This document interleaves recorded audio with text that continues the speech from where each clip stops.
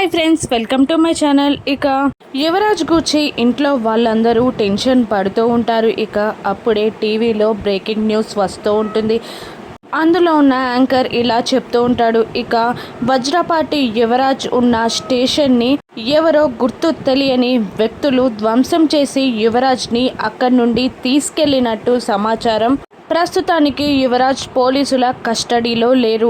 తీసుకెళ్లిన వాళ్ళు ఎవరనేది కూడా సమాచారం అందట్లేదు. ఇది ఎవరు పన్నిన కుట్ర, లేదంటే యువరాజ్ని ఎన్కౌంటర్ చేయడానికి పోలీసులు చేస్తున్న కుట్ర అర్థం కావట్లేదు అని టీవీ న్యూస్లో వస్తూ ఉండగా ఇక వైజయంతి ఆ న్యూస్ని విని కుప్పకూలిపోతుంది. ఆ న్యూస్ వస్తుండగా కౌశికి, జేడీకేడి అందరూ షాక్ అవుతూ ఉంటారు. ఇక కౌశికి వైజయంతికి ధైర్యం చెప్పడానికి ట్రై చేస్తూ ఉంటుంది. ఇక ఇదంతా ఆ దివ్యాంగ ప్లాన్ ఉన్నట్టుంది పిన్ని అని అంటుండగా నిషి కోపంగా పైకి లేచి, ఇదంతా దివ్యాంగ ప్లాన్ కాదు వదినా, నీ ప్లానే, నువ్వు కావాలని ఇదంతా చేస్తున్నావు అని నిషి అంటుండగా ఇక ఏంటి నిషి నువ్వు మాట్లాడేది అని అంటూ ఉంటుంది కౌశికి. ఇక వైజయంతి, అవునమ్మి, నిషి మాట్లాడిన మాటల్లో తప్పేమీ కనబడట్లేదు. నాకు కూడా నీకు దాత్రి కేదార్ల మీద ఉన్న ప్రేమలో ఏ కొంచెం ప్రేమ అయినా నా కొడుకు మీద గనక